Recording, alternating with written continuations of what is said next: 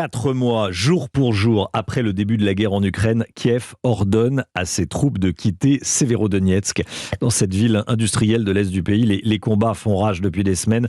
Cela ne fait plus aucun sens de rester sur des positions constamment bombardées. C'est ce qu'a déclaré le gouverneur ukrainien donc de cette région de Louhansk.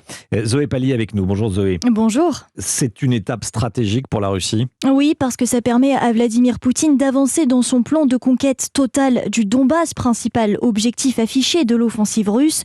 Alors le rapport de force était très déséquilibré à Severodonetsk. Plusieurs fois, la ville a failli basculer aux mains des Russes. Kiev cherche donc à préserver ses effectifs, mais pour le général Pelistrandi, rédacteur en chef de la revue Défense nationale, Severodonetsk restera un symbole de la résistance ukrainienne. La perte de Severodonetsk, même si elle peut constituer une défaite sur le plan militaire, ne remet pas en cause la stratégie défensive ukrainienne. Les forces ukrainiennes vont se replier en arrière, notamment sur la rivière Dniepr. C'est un repli tactique.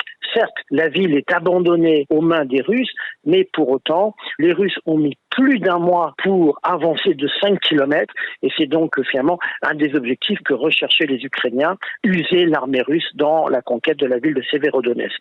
Reste la question des civils coincés dans cette ville détruite à 90%.